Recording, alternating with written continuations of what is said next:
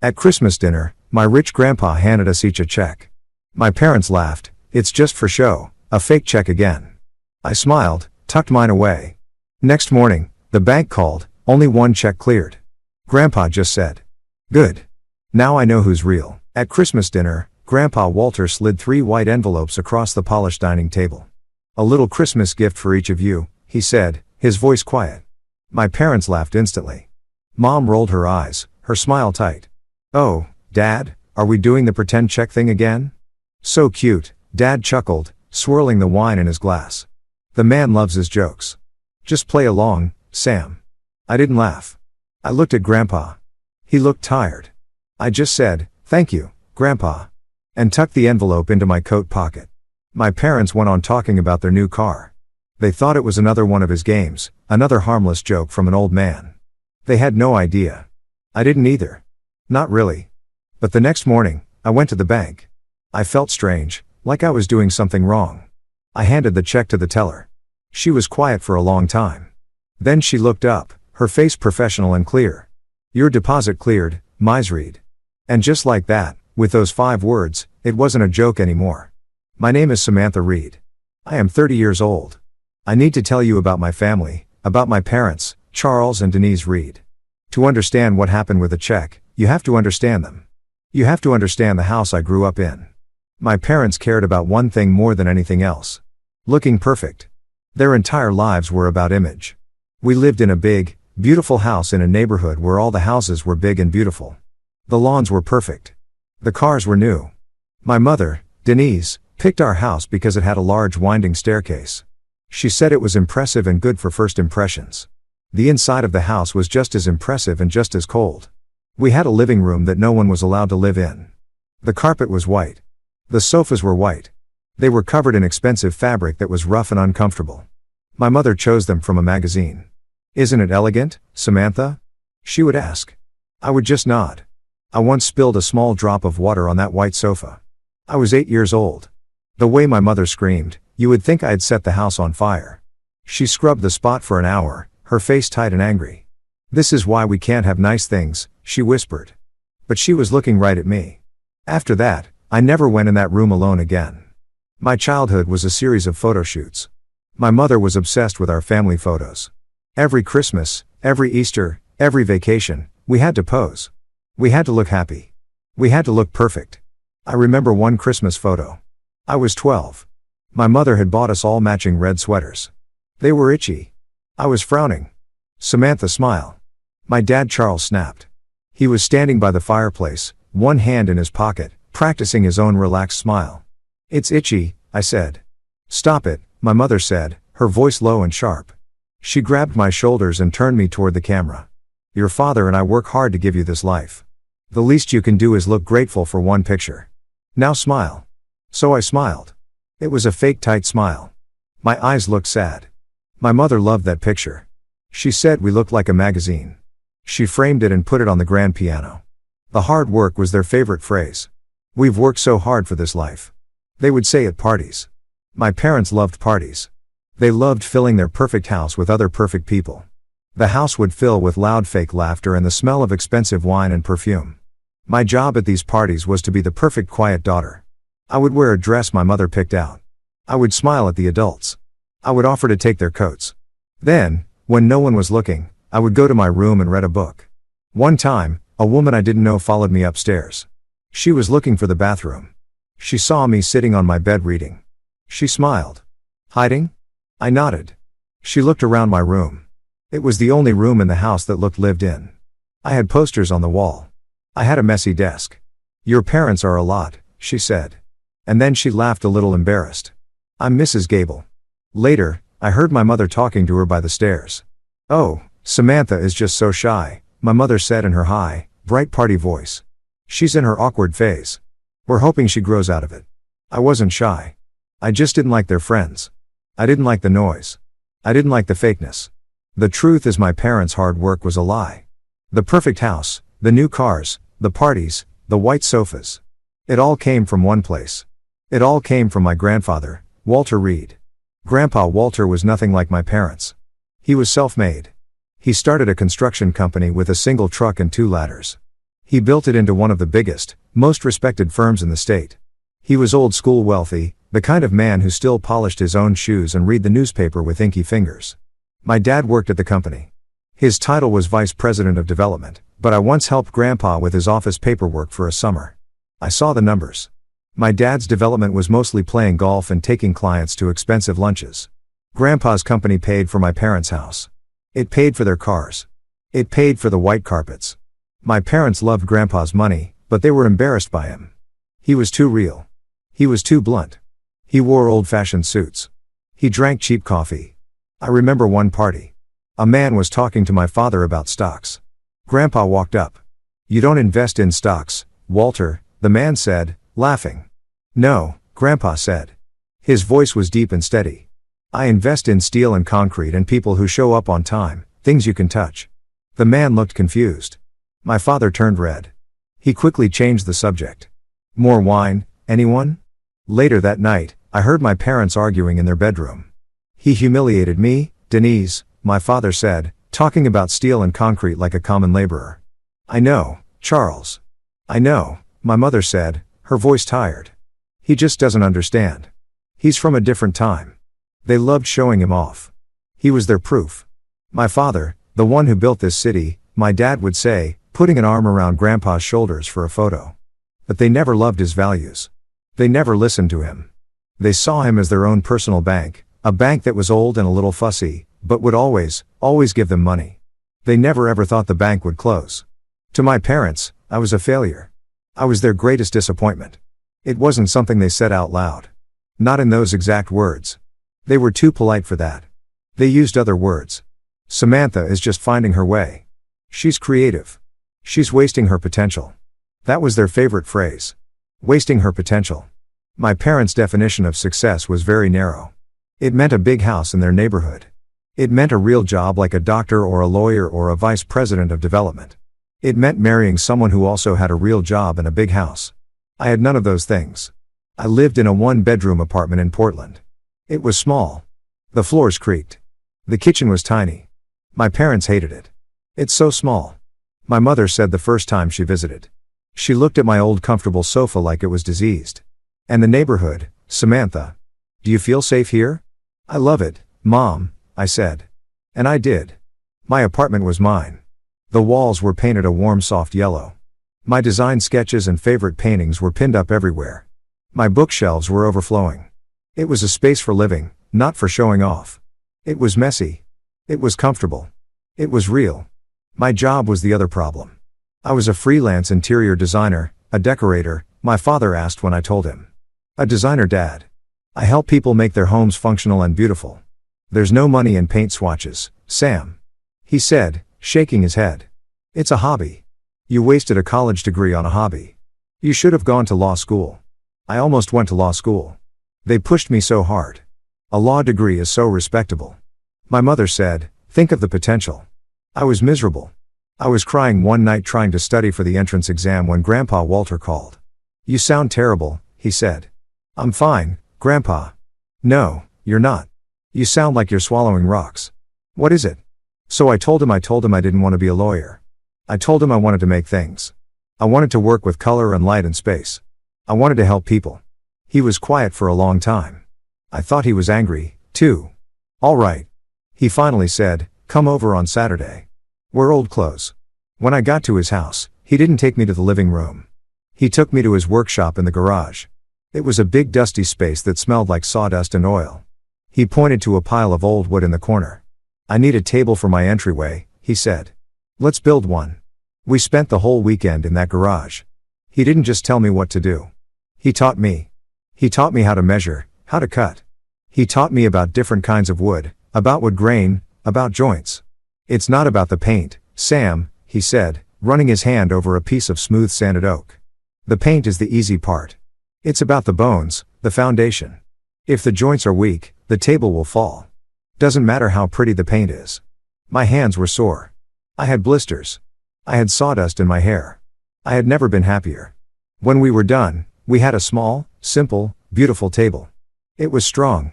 "That's real work, Sam," he said, putting a heavy hand on my shoulder. "Honest work. Don't you ever let anyone tell you different." I still have that table. It's in my tiny apartment. I put my keys on it every day. It's the most valuable thing I own. Grandpa Walter was the only one who understood. He was the only one who asked about my work, not my salary. He would call me, "What problem are you solving today, Sam?" I would tell him about a small apartment with no storage. Or a new family with no money for a nursery. "And what did you do?" he would ask. I'd tell him my ideas. "I'm building a bench with storage underneath, and I'm painting the walls a color that will make the room feel bigger." "Good," he'd grunt. "Smart, honest. That's my girl." He was the only one who saw me. My parents saw my wasted potential. Grandpa saw my work, he had a saying. I heard him say it a lot. Usually, after he'd seen someone being rude or flashy or fake, he'd watch them, his eyes sharp. Then he'd look at me and say, "Money doesn't test people, Sam. Gratitude does." I didn't really know what he meant. I thought it was just one of his grandpa sayings. "What do you mean, Grandpa?" I asked him once. We were at a diner. He had just left a 50% tip for the waitress who looked exhausted. "You watch how people treat those they don't need," he said, sipping his black coffee.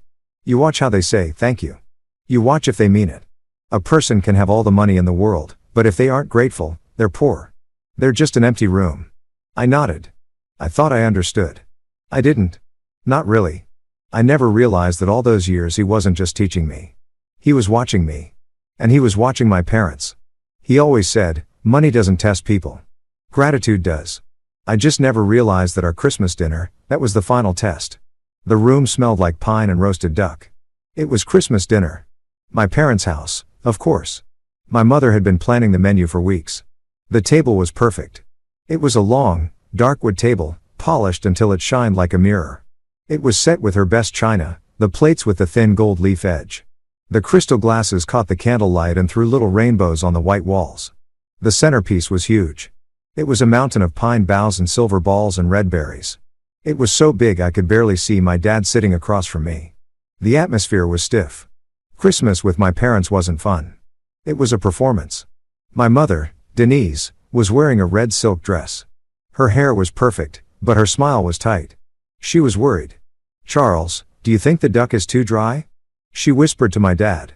"It's fine, Denise." "Everything is fine," he said, but he wasn't looking at her. He was checking his phone under the table. Probably checking the stock market. "I just want everything to be perfect for your father," she said. Grandpa Walter was sitting at the head of the table.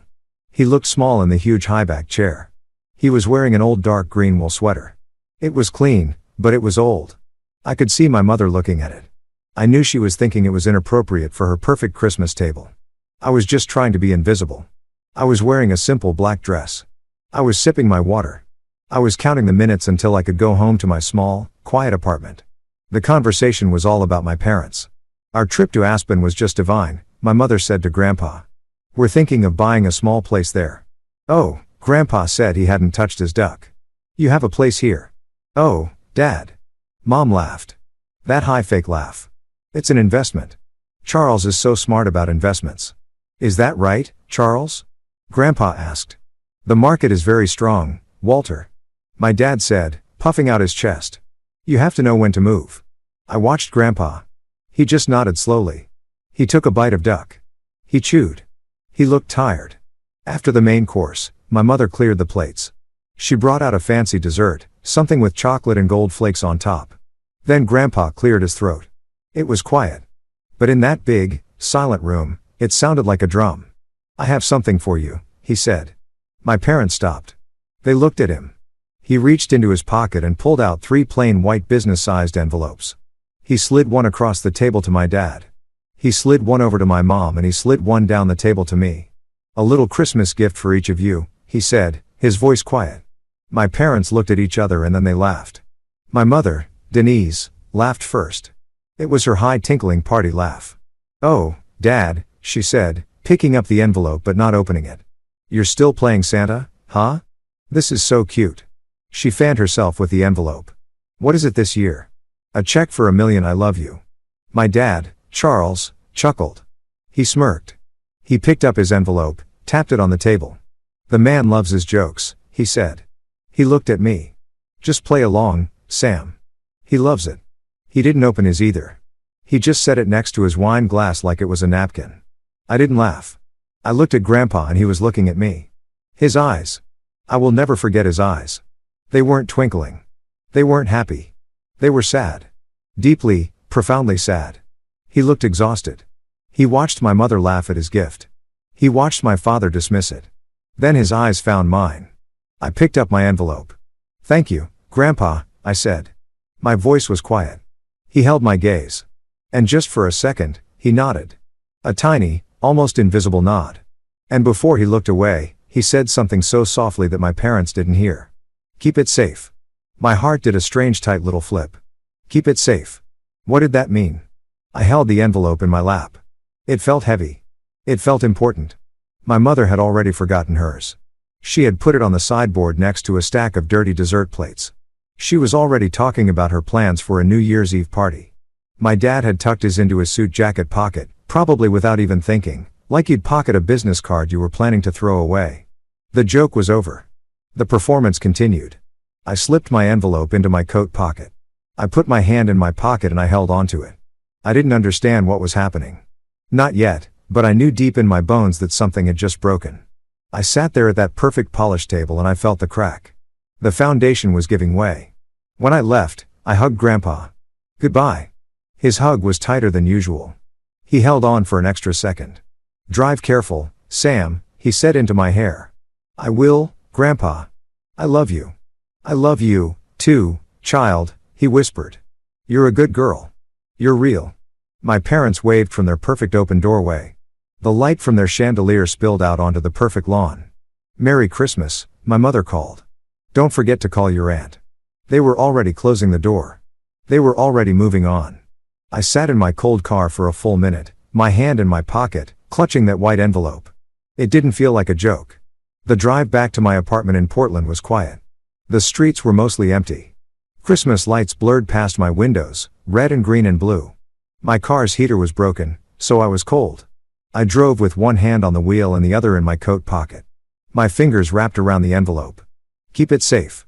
His words kept echoing in my head. So cute. My mother's laugh echoed. Too. The man loves his jokes. My father's smirk. I felt sick. I felt a cold, heavy anger settle in my stomach. They didn't even open them. They didn't even look. They had laughed at him. They had laughed at his gift right in his face. When I got to my building, I ran up the stairs. I couldn't wait to be inside my own space. I locked the door behind me and leaned against it, breathing hard. My apartment was messy and warm. I turned on one small lamp. I took off my coat and threw it on my worn-out sofa. I made a cup of tea, my hands shaking a little. I sat on the floor, my back against the couch. The envelope was on the coffee table. It was just a plain white business envelope. My name Samantha Reed was written on the front in his strong familiar handwriting. I stared at it for a long time. Part of me was afraid to open it. What if it was a joke? What if it was a fake check for 1 million hugs?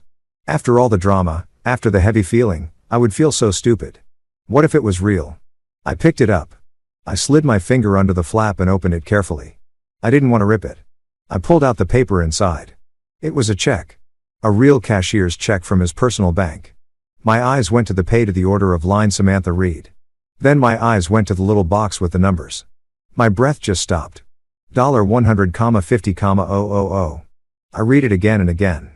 The signature at the bottom was his. Walter Reed. It was real. I sat there on my floor in my tiny apartment and I just stared. My chest felt tight. I think I was supposed to be happy. I think I was supposed to be excited. I should have been jumping up and down. I'm rich, right? I didn't feel any of that. I felt heavy. I felt an incredible crushing weight. This wasn't a gift. This was a statement. This was a test. And my parents had failed. He had given them the same envelope, the same chance. And they had laughed. They had tossed it on the sideboard next to the garbage. He knew. He knew they would. He had given me one, too. And I had said, thank you. It wasn't a test of me. It was a test of them. He was just showing me the results. I felt a sudden hot wave of respect for my grandfather. It was so sharp it almost hurt. He was smarter than all of them. He was stronger. And I felt a deep cold sadness for my parents. They were so blind, so lost in their world of white carpets and potential that they couldn't see a real thing when it was right in front of them. I didn't know what to do with the check. Cashing it felt wrong. It felt like money. And this wasn't about money. It was about something else. I got up and walked to my desk. On my desk is a small, dark wooden box. It has a smooth lid. It's the table I built with Grandpa in his workshop. I keep my real treasures in it. I open the lid. The smell of cedar and old paper filled the air. Inside there isn't much. There is the photo of me and him covered in sawdust, grinning at the camera. There is a letter my best friend Zoe wrote me when I moved to Portland. A letter that says, "You are brave." There is a small pressed flower from the first bouquet a client ever gave me. Things that mattered. I took the check. I folded it once.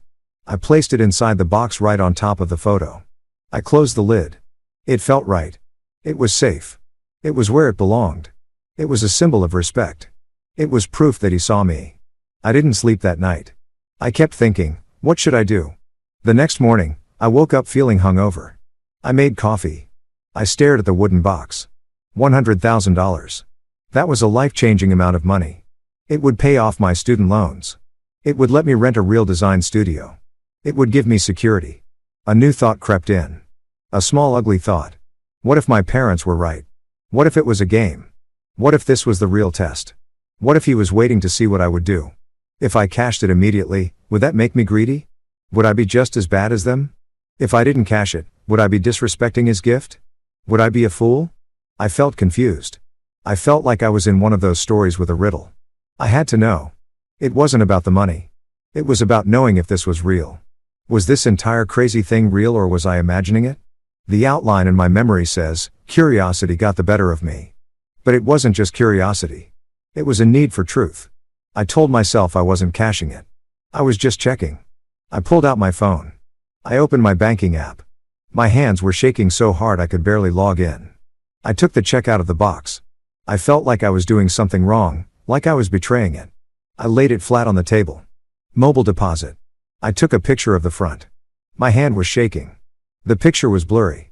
I took it again. I took a picture of the back. For mobile deposit only. The app spun for a moment. Deposit submitted for 100,000 ALSARs. I felt sick. I put the check back in the wooden box. I closed the lid. I felt small.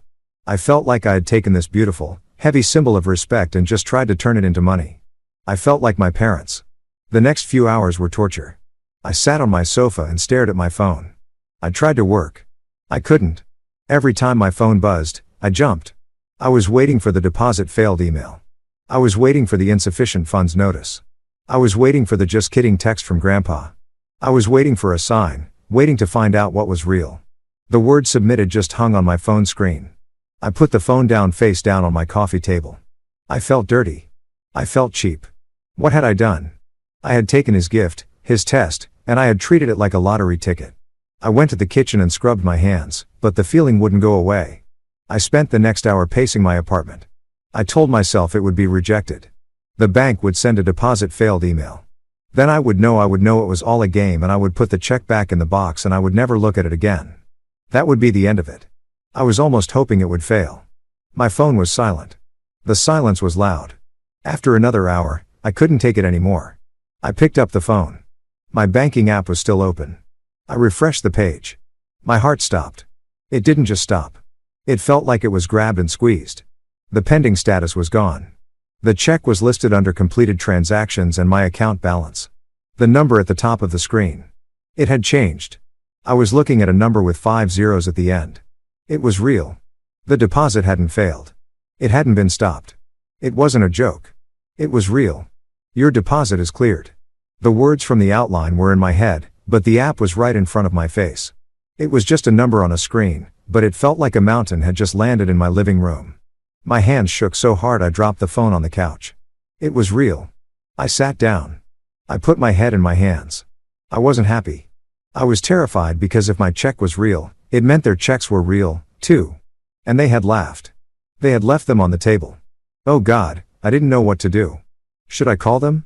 Mom, Dad, that check you laughed at, it was real. Should I call Grandpa? Grandpa, why did you do this? I did nothing. I just sat there frozen. The number on my phone screen felt like it was burning a hole in my apartment. I sat there for maybe 10 minutes, maybe an hour. I don't know. Then my phone rang. The screen lit up. Mom. My blood turned to ice. This was it. The other shoe. I let it ring once, twice, 3 times. I wiped my sweaty hand on my jeans. I picked it up. Hello. My voice was a tiny whisper.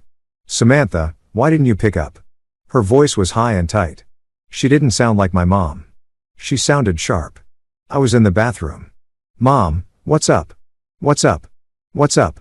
She repeated. I'll tell you what's up. I just had the most mortifying experience of my life. I stayed quiet.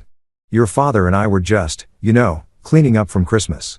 And I found that envelope your grandfather gave me, the one he gave your father, too. We were laughing about it. Her voice was trembling. She was trying to sound casual, but she was failing. We thought, oh, what the heck? Let's see what the joke is. So, I called the bank just to ask. And the manager said the checks were stopped. He said, your grandfather had put a stop payment on them yesterday morning. She was talking so fast. She was running out of breath. He humiliated me, Samantha. He let us. How could he? I still said nothing. I didn't know what to say. Did you talk to your grandfather today? She asked, her voice suddenly cold and suspicious. No. Why? Don't lie to me, Samantha. I'm not lying, Mom. There was a long cold silence. I could hear her breathing. The bank manager, she said, her voice now dangerously low, said that one check did go through. A large one. This morning, she paused. Ours were stopped. But yours went through. I couldn't speak. My throat was closed. He's playing favorites again. She shrieked. The sudden volume made me flinch. It was a sound I hadn't heard in years. It was the sound from my childhood. The sound of the spilled water on the white sofa. It was raw, ugly jealousy. After everything we do for him, we host him. We take care of him. We manage his life. And you show up twice a year and he gives you, what did he give you, Samantha? Mom, how much? She demanded. I couldn't tell her. I wouldn't. This is ridiculous. She snapped. I'm putting your father on. I heard fumbling. I heard my dad's angry, muffled voice. Just give me the phone, Denise. Samantha, he barked. Hi, Dad. Don't. Hi, Dad. Me. Your mother is hysterical. You should have told us. Told you what? I whispered. That you knew. That you knew the check was real. You went behind our backs. You cashed it, didn't you? Scurried off to the bank first thing in the morning like a little thief. I didn't. He's old, Sam. My father's voice changed. He was trying to sound reasonable now. Paternal. The voice he used when he was trying to handle a problem. He's old and he's not thinking clearly. He doesn't know what he's doing. I thought of Grandpa's eyes. Clear, sad, steady. He's playing games and you fell for it. And you've created a huge problem for this family. I didn't create anything, I said. My voice was suddenly clear and cold. Listen to me, Samantha. That money is not yours. It's family money. Your grandfather is confused. You need to come here and we're going to sort this out. We will put the money into a joint account. We will manage it for you. It's the only fair thing to do. You don't understand finances. You just waste it on your hobby. It's not a hobby. I said this is not up for debate. He shouted. You have put this family in a terrible position. You should have told us. You laughed at it. I said, the words finally coming out. You didn't even open it. You called it a joke. There was a long, terrible silence. I had said the truth. The one thing they couldn't argue with. My father's voice when it came back was flat and cold. Colder than I had ever heard it. He's an old senile man, Samantha. And you are a very, very foolish girl. He hung up. I sat there. The phone still pressed to my ear. The dial tone buzzed. He's old. He doesn't know what he's doing. I looked at the number in my bank account. I looked at the wooden box on my desk, the one I had built with him. Money doesn't test people. Gratitude does. My parents were wrong. I knew with a sudden terrible clarity that my grandfather knew exactly what he was doing. The next 2 days were the longest of my life. I was a ghost in my own apartment. I didn't answer my phone. I didn't check my email. My parents called again and again and again. Their names would flash on the screen. Mom or Dad, and I would just watch, my stomach twisting until it went to voicemail. They left messages. My mother's were first, tearful and pleading. Samantha, darling, please call me. We're just worried about you. Your father was upset. He didn't mean it. We just want to talk. This is all a misunderstanding. My father's were different. They were short and angry. Samantha, stop this childish behavior. Call me now. Then the text started. We know you're there. This is irresponsible. You are tearing this family apart. Me. I was tearing the family apart. Not their greed. Not their laughter. Me. I turned my phone off. The silence was better, but it was also worse. The $100,000 sat in my checking account. It felt like a bomb. I was terrified to touch it. I was terrified to look at it. I bought groceries with my credit card. I didn't want to use the money. It didn't feel like my money. It felt like evidence I couldn't work. I sat at my design table and stared at a blank page. I tried to sketch, but my hands were still shaking. The colors all looked wrong. Everything looked gray. I was alone. I was rich, I guess. And I had never felt more alone in my life. On the second day, I couldn't take it anymore. I turned my phone on. I ignored the dozen new messages from my parents. I called the only person I could, Zoe. Sam, oh my God, are you alive? I was about to call the police. Zoe Harper, my best friend since college. She was the opposite of me. She was loud and funny, and she was not afraid of anything. She was a lawyer, a real one, as my father would say. She worked for legal aid, helping people who had no money. My parents hated her. They said she was aggressive and a bad influence. I'm not okay, Zoe, I whispered. I could feel the tears starting. I hadn't cried yet. Where are you? I'm coming over. No, I need to get out of here. Can I meet you? We met at our favorite diner. It was old and smelled like coffee and bacon. I sat in a booth in the back, my hands wrapped around a hot mug of tea. Zoe slid in across from me. Her sharp, dark eyes scanned my face. Okay, she said. All business. You look like hell. Start from the top. What did they do? So I told her. I told her everything. The dinner, the laughter, the pretend check, my parents' disgust, Grandpa's sad eyes, his words, keep it safe. Zoe just listened, her face getting tighter and tighter. Then I told her about the next morning, the deposit, the number. Zoe's eyes went wide. $100,000, Sam. Shh, I said, looking around. Holy, she whispered. Then I told her about the phone calls. My mother's mortifying experience, the stopped checks, my father's, you're a foolish girl. When I was done, I was crying, just quiet, tired tears rolling down my face. Zoe was silent. She was staring at her coffee cup. Zoe, she looked up. Her face was not sad. It was furious. Zoe, don't. I'm going to kill them, she said, her voice a low growl. I am. I'm a lawyer. I can find a way to make it legal. You are tearing this family apart. They are not a family, Sam. They are a corporation. And you just messed with their bottom line. It's not funny, Zoe. I'm not laughing, she said. I am furious. They've been treating you like this your entire life. Like you're the broken weird one just because you're decent. And now your grandpa finally calls them on it. He finally shows you what you're worth. And they call you a thief for being grateful. I don't know what to do, I whispered. I'm so scared. Scared of what? Them, Sam. They can't do anything. It's your name on the check. It's in your account. It's your money. Game over. It's not about the money, I said a little too loud. It's him. It's Grandpa. What did I just do? Did I just get him in trouble? Is he okay? What if my dad is right? What if he's not? Well, Zoe's face softened. She reached across the table and grabbed my hand. Her hand was warm and strong. Sam, look at me. Your grandfather is a genius. He is the smartest one in this whole mess. He's not old and confused. He's strategic. He knew exactly what they would do. He's been watching them. He's been watching you. This wasn't a gift of money, Sam. It was a gift of truth. I took a shaky breath. So, what do I do now? Nothing, she said. You live your life. You pay off your loans. You rent that studio you've been dreaming about. You use it. That's the best thank you can give him. And you block your parents' numbers. I can't do that. Okay, fine. She sighed. Baby steps. Just wait. Wait for the next move. I drove home feeling not better, but stronger.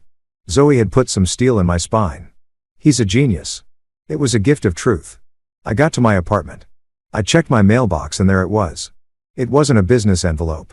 It was thick, heavy, cream-colored cardstock. My name, Samantha, was written on the front in my grandfather's handwriting. That strong, clear, old-fashioned script. My heart was back in my throat. This was it. I went upstairs, my keys shaking in my hand. I sat on my sofa. I opened it. There was no letter, no explanation, just a single card as thick as the envelope. It was printed, not handwritten. Dinner, Saturday, 7:00 p.m. Underneath was the address of his house, not my parents' house. His house. That was it. My blood ran cold. This was the next move. This was the showdown. I called Zoe. He invited me to dinner, I said. Saturday. Okay, she said, her voice cautious. Just you? I think so. It just has the time and place. So what? Zoe said, her voice getting that lawyer-like edge. You think he's about to confront them? Is he going to have them there? Is this an ambush? I looked at the simple, elegant card. Dinner, Saturday, 17 p.m. I thought about the stopped checks. I thought about the $100,000 in my bank account. I thought about the decades of watching and listening and testing. A calm, cold, sad feeling settled over me. No, Zoe, I said quietly, staring at the card. I don't think he's about to confront them. Then what? I think he already did. I think the test is over. This is him announcing the results. The drive to my grandfather's house on Saturday night was the loneliest drive of my life. My little car felt small on the wide, dark roads that led to his neighborhood. My parents lived in a new, flashy neighborhood. Grandpa lived in the old original wealthy part of town. His house wasn't a modern white and glass box like my parents'. It was a 30-year-old brick house, solid and timeless and real. It was set back from the road, hidden by old, huge oak trees. I parked my car behind a row of other much more expensive cars. I recognized my parents' silver Mercedes. My stomach dropped. They were here. This wasn't just announcing the results. This was an execution. And I didn't know if I was the guest of honor or the main course. I walked to the front door. I could hear my heart beating in my ears. I thought about turning around. I thought about getting in my car, driving back to Portland, and never speaking to any of them again. But I thought of Grandpa, his sad eyes. Keep it safe. I had to see this through. I rang the doorbell. The door opened almost immediately. It wasn't Grandpa. It was his housekeeper, Maria. She had worked for him for as long as I could remember. She smiled at me, a warm, genuine smile. Samantha, he is waiting for you in the study. Are my parents here? I whispered. Maria's smile faded. They are in the dining room, she said, and her tone told me everything. She led me down the hall. My parents' house was all white walls and bright harsh lights. Grandpa's house was warm. The walls were lined with books. The floors were dark wood covered in old, beautiful rugs. It smelled like old books and wood polish and the faint sweet smell of his pipe tobacco. It smelled like home. She opened the doors to the study. Grandpa Walter was sitting behind his huge dark desk. He wasn't working. He was just sitting there, his hands folded, waiting for me. Hello, Samantha, he said. His voice was calm. Grandpa, I said. I wanted to run to him. I wanted to cry. I wanted to ask him a million questions. I just stood there. You look nervous, he said. I am. Don't be, he said, you've done nothing wrong. Sit down. I sat in the big leather chair across from his desk. He looked at me, his eyes clear and sharp. You got my invitation? I nodded. They're here, aren't they? Yes, he said. They are. Now, before we go in there, I want you to know something. What happens in that room tonight has nothing to do with you. It is not your fault. It is not your problem. This is between me and them. It has been for 30 years. Your only job tonight is to be quiet and to be real. Can you do that? Be real. Just be yourself, Sam. That's all you've ever been. It's all I've ever asked. He stood up. He was an old man, but he stood up straight. He looked powerful. He was wearing a dark suit, not his usual old sweater. Let's go to dinner, he said. He put his hand on my back and we walked out of the study. We walked down the hall to the dining room. I felt like I was walking into a bad dream. My parents were standing by the fireplace. They were not talking. My mother, Denise, was wearing a black dress that was too expensive. Her smile was stiff. It was stretched so tight I thought her face would crack. Her eyes were red. My father, Charles, was standing with his hands in his pockets, staring into the unlit fireplace. His face was tight with anger. It was a dark blotchy red. They both turned when we walked in. My mother's eyes flew to me. Her smile wobbled. Samantha, you came? She looked at Grandpa. Dad, this is a surprise. Is it? Grandpa said, his voice calm. He walked to the head of the table. Please sit. My parents sat on one side. I sat on the other alone. Grandpa stayed standing at the head of the table. He wasn't carrying a platter of food. He was carrying a thin folder. A legal folder made of beige cardstock. He set it on the table in front of him. The sound was soft, but it echoed in the silence. "You'll each find your name on these papers," he said. He didn't look at the folder. He looked at my parents. My mother's voice cracked. She burst into tears. They weren't sad tears. They were angry, frustrated tears. "You humiliated us, Dad," she cried, her voice rising. "You stopped our checks. You made us look like fools after all we've done for you." "What have you done for me, Denise?" Grandpa asked. His voice was still quiet, still calm. It cut through her sobs like a knife. She stopped. We did stop the checks," Grandpa said, nodding calmly. "I did." He looked at my mother. He looked at my father. "For 30 years, I have given you everything.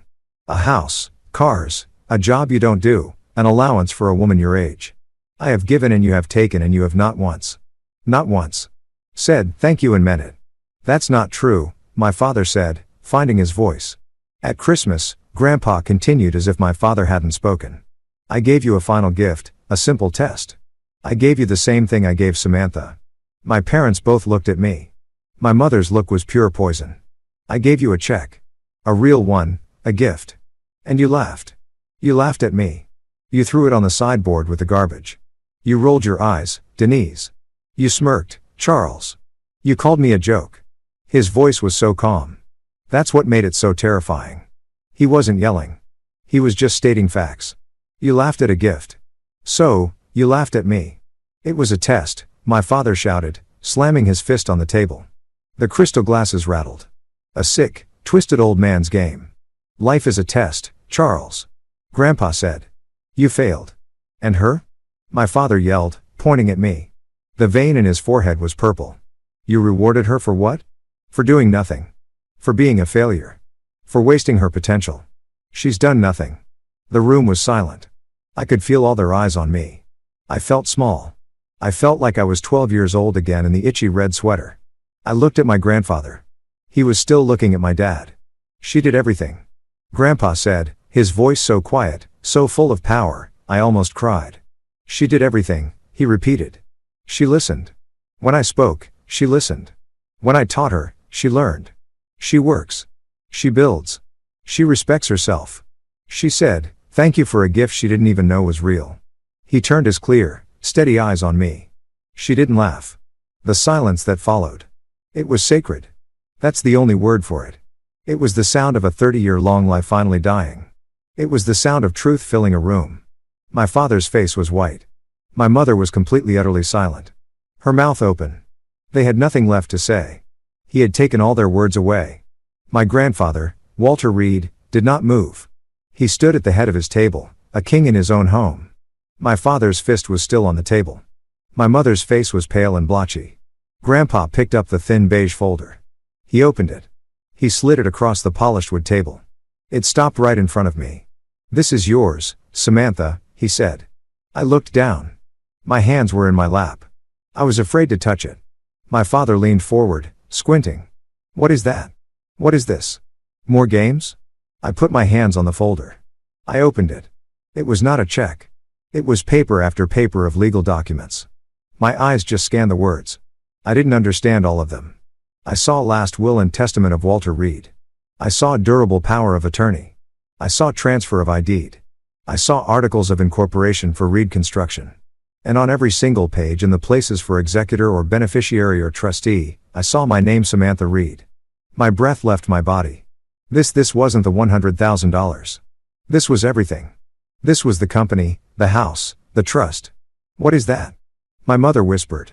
She was pale. She looked sick. "What is that, Samantha?" she asked again, her voice rising. I couldn't speak. I just looked at my grandfather. "It's my estate, Denise," Grandpa said calmly. "It's my legacy. You can't do that." My mother stammered. "You can't, Charles. Charles is your son. He's the vice president. It's his." "Charles has a title," Grandpa said. "He does not have the job. He has never done the job. He has a salary which I have paid. You can't do this." My father roared. He stood up, his chair scraping violently on the wood floor. "I'm your son. She's a child. She doesn't know anything. She knows how to work, Grandpa said. She knows how to listen. She knows how to build. This is illegal. My father yelled. You're old. You're senile. She tricked you. She manipulated you. He was looking around the room, desperate, like he was looking for someone to agree with him. You're not well, Dad. You're sick.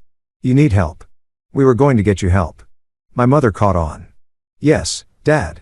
You're not thinking clearly. This test, it's not normal. We're worried about you. They were trying to take his power. They were trying to call him crazy. I watched horrified as they tried to turn this on him. Grandpa just watched them. He let them talk. He let my father rant. He let my mother cry her fake worried tears. He let the silence stretch out after they were done. After they had said all the ugly, desperate things. My father was breathing hard. His suit jacket bunched up. My mother was dabbing her eyes with a napkin. Her face a mask of concern. Grandpa waited. Then he spoke. And his voice was not the voice of a senile old man. It was the voice of the man who built a company from a single truck. It was steel. I am not sick, Charles. I am not confused, Denise. I have never seen more clearly in my entire life. He looked at my father. He looked at my mother. I already have, he said. My mother looked confused. Have what? You said I can't do this. Grandpa said, I'm telling you. I already have. The papers are signed. They are filed. My lawyer, Mr. Miller, has the originals. These are your copies. It is done. My father's face. It collapsed. The anger, the bluster, it just died. He looked old. He looked weak. He looked like an empty room. He sank back into his chair. My father started to speak. He opened his mouth. A little sound came out. A but. Grandpa's voice cut through the air. It was not loud. It was final. He looked at his son. He looked at his daughter-in-law. Now I know who's real. That was it. That sentence. It was just 5 words. But it was the end. It ended everything false in that room. It ended 30 years of lies. It ended the perfect image. It ended the hard work. It ended them. My mother stood up. Her movements were stiff like a robot. She picked up her purse. She didn't look at me. She didn't look at Grandpa. She just walked to the door. My father sat there for another second. He looked at the folder in front of me. He looked at his father. His eyes were full of something I had never seen before. It wasn't anger. It was hate. It was a deep, cold, empty hate. Then he stood up, straightened his suit jacket, and followed his wife out of the room. We just sat there. We heard the front door open. We heard it slam shut. The slam echoed through the big, quiet, solid house. And then there was peace. We sat in the silence. I was still staring at the open folder. Executor, Trustee, Samantha Reed. My hands were shaking. I was rich. I was in charge of everything. I looked at my grandfather. He was still standing. He looked tired. He looked old. But he looked free. He let out a long, long breath. It sounded like it had been held in for 30 years. Well, he said, his voice soft now. I suppose Maria has kept dinner warm. He sat down. He picked up the small bell by his plate and rang it. I just stared at him. Grandpa, I whispered. My voice was broken. I can't what? He asked. I don't know how to do this. The company, the trust. I'm a designer. I paint walls. I don't know how to run a construction company. Maria came in pushing a cart. She didn't look surprised that my parents were gone. She just started setting out plates. Roasted chicken, vegetables, warm bread. Grandpa looked at me. He smiled. A real warm smile. I taught you how to build a table, didn't I? Yes, but you started with a pile of wood. You measured. You cut. You learned the joints. You learned the bones. It's the same thing, Sam. Just a bigger table. He put a piece of chicken on my plate. We'll hire people to do the parts you don't know. You just be the boss. You just be real. You'll be fine. You're the only one I trust to be. We ate dinner. Just the two of us at that long polished table. We didn't talk about money. We didn't talk about my parents. We didn't talk about the folder, which I had closed and placed on the chair next to me. He asked me about my work. Tell me about that project you were working on, he said. The one for the new family in the small apartment, the nursery. That's the one. And so I told him. I told him how I had built a crib with storage drawers underneath. I told him about the color I found. A soft yellow that made the tiny room feel sunny and big. He listened. He nodded. Smart, he said. Good bones. We talked about spring planting. He wanted to plant new rose bushes along the front walk. I told him which colors I thought would look best. We talked like we always had. After dinner, we had coffee in the study. Before I left, he walked me to the door. "I'm scared, Grandpa," I said, my voice quiet. "I know," he said. He put his heavy, warm hand on my shoulder. "That's why I know you're the right one. The ones who aren't scared. They're the problem." He reached into his pocket and handed me a small folded piece of paper. "Not a check, just a note. Read this later," he said. He hugged me. "Drive safe, Sam." I drove home. I felt numb. I felt like I was floating. I got to my apartment. I sat on my sofa. I opened the note. His handwriting. "Money changes hands every day. Respect only once." I cried. I finally cried. Not for my parents. Not for the money. I cried for him. For his long, lonely life watching his family turn into fakes. I cried because he saw me. A week later, I sat in a big polished office. The sign on the door said, "Miller, Grant, and Associates." Grant Miller was a kind man with glasses and a gentle smile. He looked a little like my grandfather. "Your grandfather is a very, very smart man, Samantha," he said as I signed my name. Page after page. "He's put a lot of trust in you." "I know," I said. My hand was steady. The numbers didn't matter. The money was just money. It was a tool. It was a result. The lesson mattered. I'm still a designer. I have a studio now, a nice one. I hire other young designers and I pay them well. I'm also the boss of Reed Construction. I sit at a big table in a boardroom. I listen. I learn. I make decisions. It's just a bigger table. I never heard from my parents. Not directly. Their lawyers sent letters, of course. They tried to contest the will. They said Grandpa was senile and under undue influence. But Grandpa was smart. He had been documenting his clear mind for years. He had letters from doctors. He had videos. The case was thrown out. They lost. They lost everything because they had already lost. They thought the check was fake. But the only fake thing in that house that Christmas night was their love. I still drive past that first bank sometimes, the one where I made the deposit. I remember the feeling, the shaking hands, the dread. And I remember the call that changed everything. It wasn't the call from the bank telling me the money was real. It was the call from my father telling me I was a foolish girl. That was the moment. The moment I knew he was wrong. The moment I knew my grandfather was right. The moment I finally understood what I was worth, and that decency, quiet and simple and real, was finally worth more than dollars.